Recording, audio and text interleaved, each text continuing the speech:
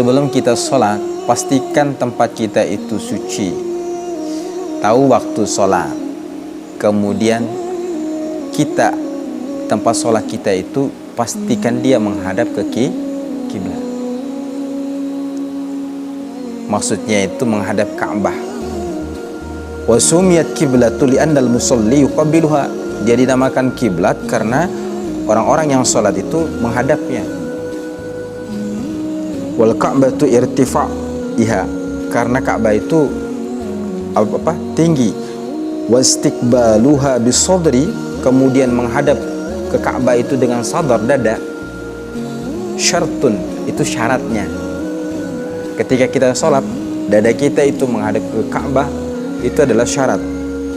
Liman qaddara 'alaiha, bagi mereka yang mampu. Makanya oleh karena itu, kalau kita sholat di kebun, perhatikan masjid yang dekat. Itu kiblatnya kemana? Tebuk. Wa yajuju tarkul istiqbalul kiblah, itu dibolehkan kita meninggalkan menghadap kiblat. Fis sholah, dalam sholat kita itu dibolehkan bagi kita meninggalkan kiblat. Satu, ada dua keadaan. Fi halaitain, dua keadaan. Satu, fi syiddatil khauf. Pertama, boleh kita meninggalkan kiblat ketika kita sholat, mau arah kemana saja. Ketika kita sholat, dua keadaan. Keadaan yang pertama, syiddatul khauf, dalam kondisi ketakutan. Di sini dijelaskan fi qitalin mubah. Di situ terjadi peperangan, pertikaian. Kalau terjadi pertikaian hebat dalam satu kampung itu, dalam satu wilayah itu, maka dalam kondisi itu kita boleh tidak menghadap kiblat. Karena mau bagaimana lagi, karena takutnya kita nanti dibabat oleh musuh, maka terpaksa kita sholat saja. Dalam kondisi itu boleh. Fi syiddatil khauf, ketakutan yang luar biasa kita lakukan.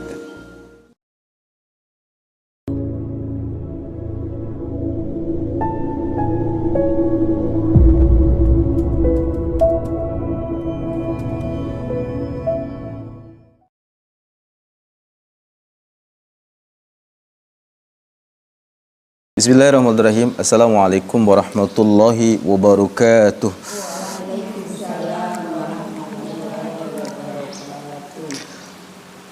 Alhamdulillah wassalatu wassalamu ala Rasulillah Sayyidina Muhammadin wa ala alihi wa sahbihi ajma'in, amma ba'd. Wa qalu subhanaka la ilma lana illa ma 'allamtana innaka antal alimul hakim. Rabbi zidna ilman warzuqna fahman warhiqna bis salihin. Ibu-ibu yang dirahmati oleh Allah Subhanahu wa taala, gimana kabarnya? Sehat? Alhamdulillah. Liburnya lama, Masya Allah.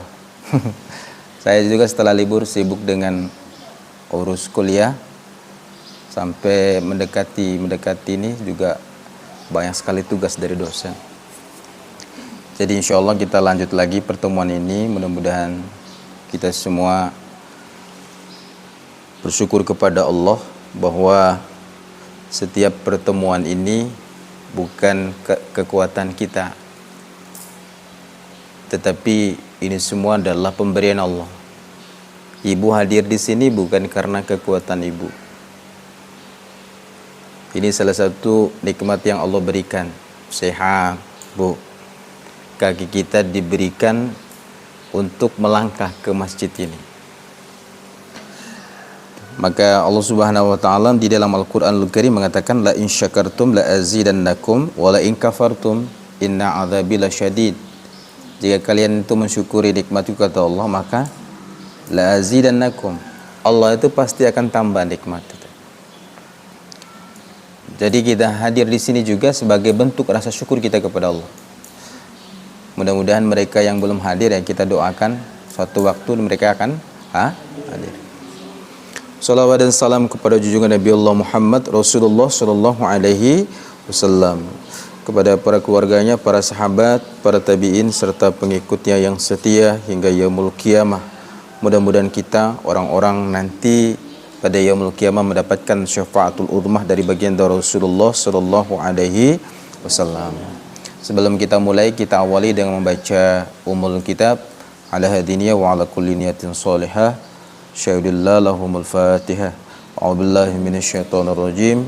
Bismillahirrahmanirrahim. Alhamdulillahi rabbil alamin. Ar-Rahmanir Rahim. Maliki yaumiddin. Iyyaka na'budu wa iyyaka nasta'in. Ihdinas siratal mustaqim. Siratal ladzina an'amta 'alaihim ghairil maghdubi 'alaihim waladdallin. Amin. Hari ini kita lanjutkan tentang kajian tentang babus sholat, tentang bab tentang sholat. Setelah sebelum Idul Fitri kemarin kita telah membahas tentang beberapa syarat-syarat wajib sholat dan beberapa sholat sunnah, ya kan Bu ya? Hari ini kita akan bahas qolal mu'allif rahimallahu ta'ala wa nafa'ana bihi wa bi'ulumihi fid daraini amin ya rabbal alamin. Telah berkata pengarang kitab Fathul Qarib Al-Mujib Syekh Muhammad Qasim Al-Ghazi, faslun pasal wa syaraitu shalah qabla dukhuli fiha khamsatu asya'. Pasal tentang syarat-syarat salat sebelum memasuki waktunya. Jadi ada beberapa syarat nanti yang perlu kita ketahui. Sebelum kita sholat itu ada beberapa syarat yang harus kita perhatikan. Ada 5 macam syarat yang harus kita perhatikan sebelum kita memasuki sholat. Wa syurutu jam'u syartin. Kata syurut ini adalah merupakan jamak dari kata syartun, syarat, di mana secara bahasa wahiyya logatun al-alamah. Syartun atau syarat ini secara bahasa itu maknanya itu adalah tanda, al-alamah, tanda. Wa syar'an sedangkan makna secara syariat dikatakan ma tatawaqqafu sihhatus shalah alaihi wa laysa juz'an minha. Sesuatu yang mana sah salat itu terhenti atasnya padahal dia bukan bagian daripada sholat. Syarat itu ibu sesuatu yang membuat sahnya sholat itu terhenti padahal dia bukan bagian daripada sholat itu sendiri. Maksud faham Bu? Padahal dia bukan bagian daripada sholat. Syarat itu bukan bagian daripada rangkaian sholat itu sendiri. Tetapi bila ini tidak memenuhi syarat, maka sholat itu tidak akan sah. Sholat kita itu tidak sah kalau tidak memenuhi syarat ini. Dia bukan rangkaian daripada sholat, tetapi apabila ini tidak diperhatikan, ketika sholat kita laksanakan, maka sholat itu tidak sah. Itulah yang disebut dengan syarat. Wa kharaja bihadzal qaidi rukni, dan telah keluar pada bagian ini adalah rukun. Fa innahu juz'un minas shalah. Rukun itu adalah bagian dari salat. Syarat bukan bagian daripada salat. Sedangkan rukun merupakan bagian daripada salat. Syarat bukan bagian daripada salat, tetapi dia adalah penentu sahnya salat. Sama seperti rukun yang merupakan bagian daripada sholat. Tahu? Kan sudah kita bahas tentang rukun sholat kemarin ya. Apa saja syarat yang harus kita perhatikan sebelum kita memasuki waktu sholat? Asyurtul awal, syarat yang pertama, taharatul a'dha'i minal hadasi, di mana kita harus bersuci anggota badan yang kita miliki, anggota tubuh yang kita miliki harus bersih atau harus suci dari hadas. Tahu kan hadas? Hadas itu kan Bu? Iya, rafa'ul hadas, ijalatun najas, menghilangkan hadas. Hadas itu ada berapa? Di sini dikatakan al-asghar wal akbar indal qudrati. Yang pertama hadas kecil. Hadas kecil itu apa? Buang air kecil, itu hadas kecil. Kemudian hadas besar. buang air besar. Tuh. Hadas kecil itu buang air kecil. Kentut, buang air kecil ya. Buang air kecil itu hadas kecil. Hadas besar itu seperti buang air besar atau habis berhubungan atau dalam kondisi haid atau dalam kondisi nifas. Itu termasuk hadas besar. Jadi badan kita syarat yang pertama, seluruh anggota badan kita itu harus bersih dari hadas, baik kecil maupun besar, ketika kita mampu. Amma faqidut at-tukharaini fassalatuhu sahihatu. Adapun yang tidak memiliki dua alat bersuci, maka solatnya itu sah. Apa dua alat bersuci ini, Bu? Satu, wudu. Yang kedua, tayamum. Di sini dikatakan orang yang tidak mempunyai dua alat bersuci tapi dia solatnya itu sah. Misalnya orang yang sedang sakit, ya kan, Bu ya? Sakit ini kan penghalang dia berwudu. Dia masuk rumah sakit. Sampai di rumah sakit dia diinfus. Pas diinfus lagi di pergelangan tangan. Ya kan, Be? Ketika diinfus di pergelangan tangan, dia sudah tidak bisa wudu. Pertanyaannya, apakah bisa nanti tayamum? Itu tidak bisa. Karena tayamum itu dari telapak tangan sampai ke pergelangan. Sementara infusnya posisinya di sini. Maka di sini dikatakan orang yang tidak memiliki dua alat bersuci, maka solatnya sah. Ma'al wujubi i'adatu alaihi, tetapi solatnya sah, tetapi bersamaan dengan itu wajib dia untuk mengqadanya. Tadi orang yang sakit tadi itu masuk rumah sakit, kemudian dikasih infus, dia tidak bisa berwudu, tidak bisa tayamum. Pada saat dia dengar azan, kemudian dia solatnya orang ini sah. Tetapi ingat, kendati pun dia sah solatnya, dia wajib untuk mengulangi kembali itu solat, qada solatnya. Wajib untuk mengulangi kembali solatnya itu. Dia sholat itu tadi apa? Dia sholat itu li hurmatil waqt, untuk menghormati waktu sholat. Itu sah. Tetapi di situ apa? Harus wajib dia qada sholatnya. Wajib dia qada sholatnya. Wa taharatun najisi alladhi la yu'fa anhu fi thawbin wa badanin wa makanin, wa sayadhkuru al-musannif hadzal akhirul qariban. Dan bersuci terhadap najis, di mana najis la yu'fa anhu. Najis itu ada dua bentuk. Hadas tadi ada berapa? Ada dua, hadas kecil dan hadas. Najis itu ada dua bentuk. Ada najis afu anhu. Ada najis yang dimaafkan, ada najis yang tidak dimaafkan. Apa najis yang dimaafkan itu? Najis yang dimaafkan, seekor lalat jatuh di minuman kita. Ketika dia jatuh di minuman kita, kata Nabi apa? Celupkan kembali lalat itu ke dalamnya. Karena sayap satunya lalat ini dia bawa penyakit, tapi sayap satunya dia bawa obat. Maka Nabi mengatakan celup kembali dia. Itu najis yang dimaaf. Tapi kalau lalat yang besar ini hinggapi baju kita, masuk di kantong kita, maka itu najis yang tidak dimaafkan. Dia mati di kantong kita. Kan ada lalat yang besar-besar itu, Bu. Tuh. Masuk di kantong kita, kemudian dia mati, maka itu najis yang tidak dimaafkan. Ketika kita temui, maka itu harus dibersihkan itu. Di mana tempat lalat itu jatuh, mati di kantong kita itu dibersihkan. Itu najis yang tidak dimaafkan. Tuh.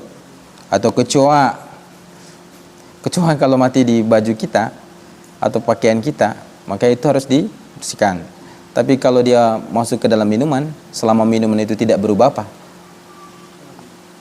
Warna, baunya, dengan apanya? Zatnya. Selama ini tidak berubah, maka kalau dia masuk di minuman, maka dia adalah najis yang dimaafkan. Tapi kalau dalam pakaian dia mati, itu tidak dimaafkan, harus dibersihkan. Oke, Bu ya. Yang pertama itu adalah membersihkan anggota tubuh kita dari hadas. Watsani, yang kedua, satrul launul aurati indal qudrati, menutupi warna aurat ketika kita mampu. Kok ada sih Ustadz warna aurat itu? Apa sih yang dimaksudkan dalam kitab ini disebut dengan warna aurat? Warna aurat itu, Bu, warna kulit. Warna kulit kita. Sebelum kita mulai sholat, perhatikan mukena yang kita pakai itu. Perhatikan sarung yang kita gunakan. Perhatikan baju yang kita pakai ketika sebelum sholat itu. Kan sukanya ibu-ibu sekarang itu kan begini, kalau beli pakaian itu bukan lihat kualitas kain yang, terutama dalam membeli mukena ini atau jilbab misalnya, mereka lebih melihat bagaimana motifnya itu, warna motifnya bagus gak motifnya itu.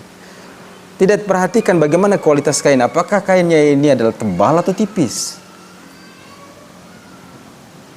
Kalau sampai kita menggunakan mukena yang tipis, yang mana bagian dalam aurat kita itu terlihat, maka itu makruh salatnya itu. Maka ini perlu diperhatikan. Tutup warna aurat kita itu apabila kita mampu. Walau kana syakhsun khalian aw fi dhulmatin, walaupun seseorang itu dia salat dalam keadaan sunyi, misalnya di tempat sunyi, di kebun, atau dia salat dalam kegelapan, maka ketika dia sholat itu perhatikan pakaian yang dia gunakan. Jangan sampai pakaian yang dia gunakan itu terlihat auratnya yang bagian dalam. Ini diperhatikan itu. Diperhatikan. Lalu, Ustadz, seperti apa sih batas aurat perempuan, batas aurat laki-laki? Mungkin itu sering ditanyakan, terutama dalam sholat. Di sini, wa auratul dzakari ma baina suratihi wa rukbatihi. Auratnya laki-laki itu adalah antara pusar dengan lututnya. Makanya kalau di rumah bapak-bapak itu perhatikan itu. Diingatin, Bu. Ada teman banyak pakai celana begini, lututnya tidak ditutup. Tidak pakai baju karena siang hari panas. Itu diingatin, tolong pakai bajunya. Auratnya laki-laki itu dari pusar sampai ke lutut. Wa kadzal ummatu, begitu juga budak perempuan. Wa auratul hurrati fis shalah ma siwa wajhiha wa kaifaiha zahiran wa batinan. Sedangkan aurat bagi seorang perempuan yang merdeka dalam sholatnya, ini kan kita semua kan merdeka ini. Perempuan yang merdeka dalam sholatnya, maka yang terlihatnya itu adalah wajahnya. Wajahnya. Yang kedua, wa kaifaha zahiran wa batinan. Yang kedua telapak tangannya, baik yang tampak ataupun yang tidak tampak. Telapak tangannya nih. Dalam sholat itu perempuan yang terlihat ini apa? Tapi ingat baik-baik batasnya itu, Bu. Batasnya mana itu? Muka itu mana? Dalam wudu kemarin di mana itu, Bu? Ini. Bawahnya mana? Ini.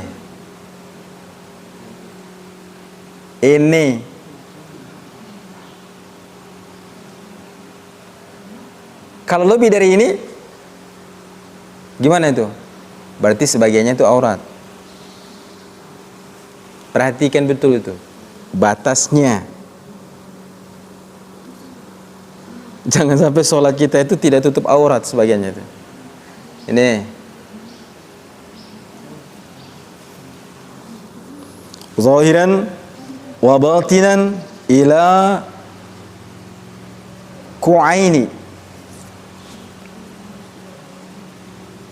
Batasnya dalam salat. Wa ammal auratil khurati kharijas shalah fa jami' badaniha. Sedangkan adapun aurat seorang perempuan yang merdeka atau bebas ketika dia berada di luar salat di mana? Di dalam kitab ini dijelaskan seluruh badannya. Kalau dalam salat yang terlihat itu ini dengan kedua telapak tangan. Kalau di luar sholat dijelaskan dalam kitab ulama Syafi'i ini, pendapatnya Imam Abi Suja mengatakan seluruh badan. Kalau di luar memang dalam Syafi'i itu ada 3 pendapat. Satu, seluruh badan, berarti dia harus pakai niqab atau cadar.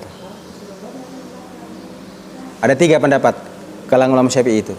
Niqab seluruh badan, yang kedua itu adalah wajah dan telapak tangan yang terlihat. Kemudian ada lagi yang ketiga itu saya lupa. Tapi saya lebih condong pilih yang kedua. Yang kedua itu terlihat wajah dan telapak, karena kultur kita, budaya kita, bangsa kita ini, saya lihat banyak orang-orang yang bercadar, perempuan-perempuan muslimat yang bercadar, yang saya perhatikan itu kadang mereka itu sering mendapatkan ujian, bahkan dianggap remeh, bahkan juga mereka tidak diberikan pekerjaan yang terbaik. Itu saya perhatikan seperti itu. Tapi bagi ibu-ibu yang mau pilih niqab, bagus. Pilih niqab itu bagus. Kalau memang pilih yang kedua, yang sesuai dengan kultur kita itu. Oke Bu ya. Kemudian wa auratu fi khalwati kadzakar.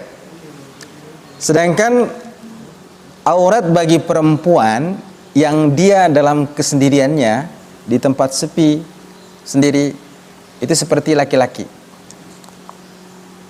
Misalnya dalam rumah, saya sarankan dalam rumah begini nih, sekalipun itu bapak, kakak, adik, keponakan, apa, tetap pakai jilbab kita itu. Sebaiknya. Tuh. Kecuali yang buka semua, itu sama suami. Kalau bersama suami itu kita buka semua. Kalau selain itu dalam rumah ada yang lain, makanya sebaiknya untuk hati-hati saja. Hati-hati saja. Karena sekarang ini banyak sekali kejadian-kejadian yang di luar nalar dan budaya kita itu. Ketika dalam rumah, kalau ada dengan suami, oke. Datang saudara yang lain atau sepupu atau keponakan, pakai lagi hijabnya. Begitu. Kita Bu ya? Paham kira-kira Bu ya? Paham hijabnya. Oke. Yang ketiga, yang kedua tadi itu adalah menutup aurat. Menutup aurat. Yang ketiga, al-wukufu 'alal makanin tahirin.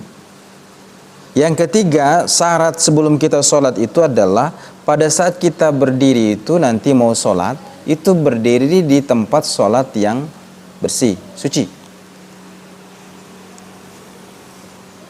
Fala tasihu sholatu syakhsun yulaki ba'du badanihi aw libasihi najasatan fi qiyami aw qu'udin aw ruku'in aw sujudin.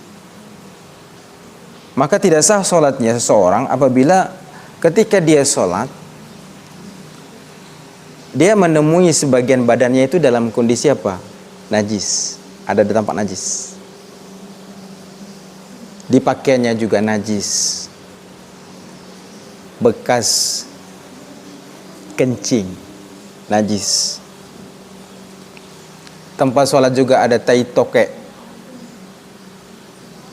najis. Atau di situ tadi ada ayam lewat, dia berak di atas tempat kita sholat itu, maka sholatnya tidak sah apabila dalam kondisi tempat sholat kita itu dengan tidak bersuci.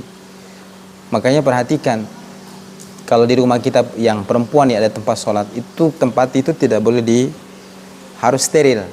Maksudnya tidak boleh ada yang keluar masuk di situ. Oke Bu ya.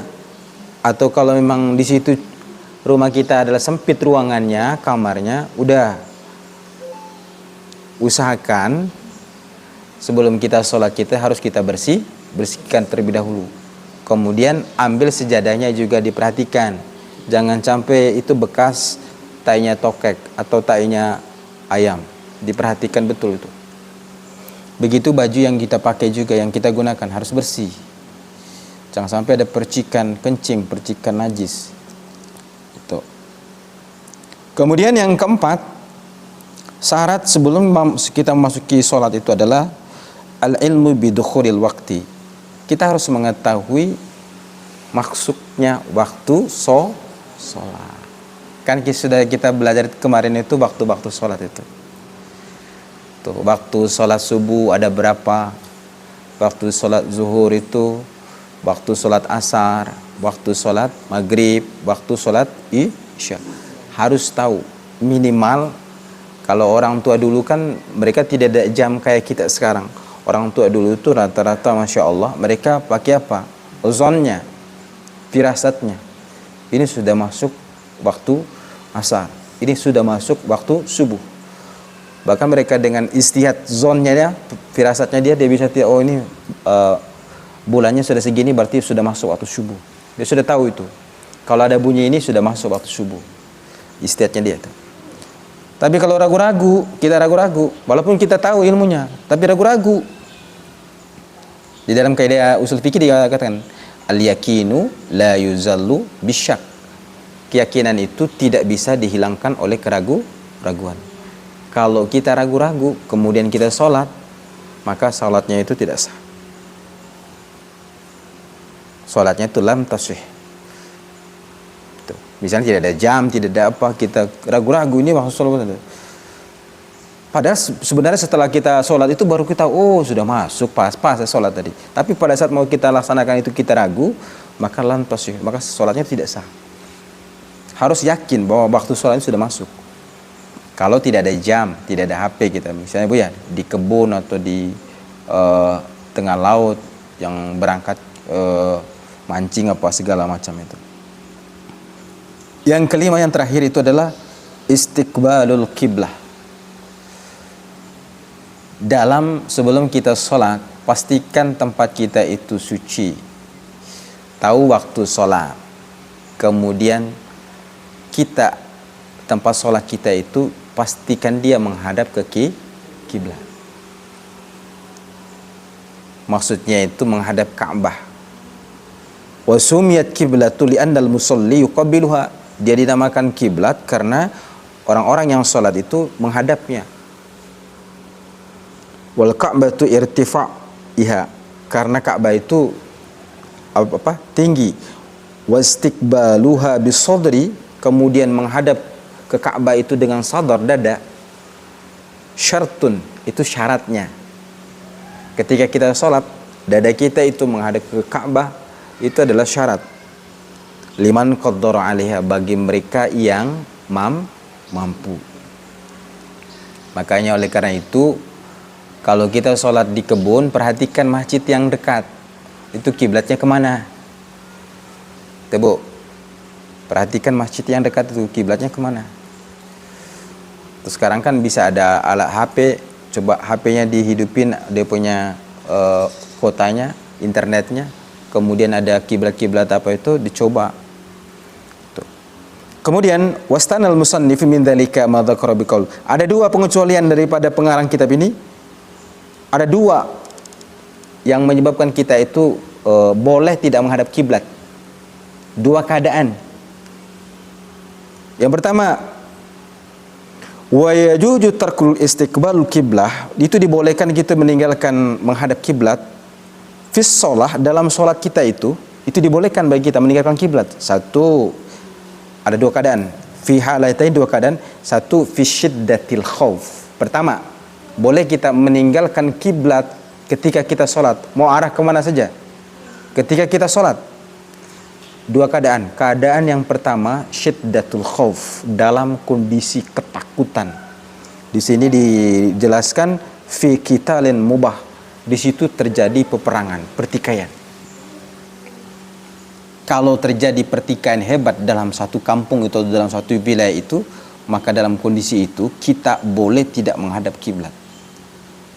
Karena mau bagaimana lagi, karena takutnya kita nanti dibabat oleh musuh, maka terpaksa kita sholat saja. Dalam kondisi itu boleh. Fi syiddatil khauf, ketakutan yang luar biasa kita lakukan. Atau mungkin kondisi darurat lah. Gempa tidak berhenti terus di gempa. Gempa tidak berhenti terus. Mau arah kiblat sudah tidak ini lagi, udah sholat saja. Datang waktu sholat. Gempa itu selatu 2 jam, pas tiba waktu sholat kita sholat. Ini menghadap kiblat atau gimana ini? Tapi udah, karena ketakutan yang luar biasa. Itu kondisi yang pertama. Yang kedua, yang membolehkan kita itu tidak menghadap kiblat ketika sholat.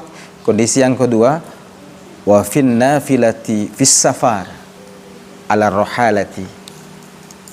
Yang kedua itu adalah pada saat kita melaksanakan sholat sunnah atau ibadah-ibadah yang sunnah pada saat kita safar. Pada saat safar, ya Bu ya.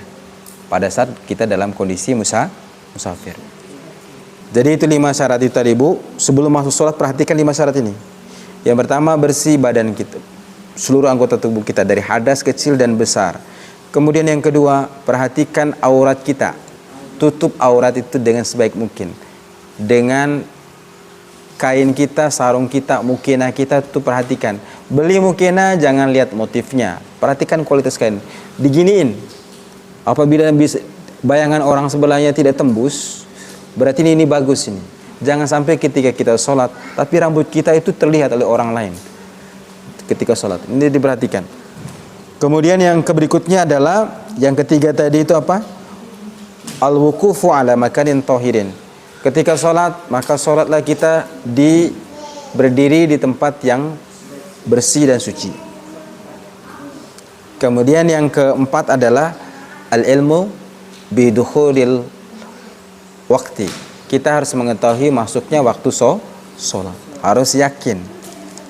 Dan yang kelima adalah istiqbalul kiblah. Ketika sholat itu harus menghadap kiblat. Nah, ada 2 kondisi yang membolehkan kita tidak menghadap kiblat dalam sholat. Satu, ketakutan yang luar biasa karena peperangan. Yang kedua, dalam kondisi safar atau musafir. Kita akhiri Bu. Assalamualaikum warahmatullahi wabarakatuh.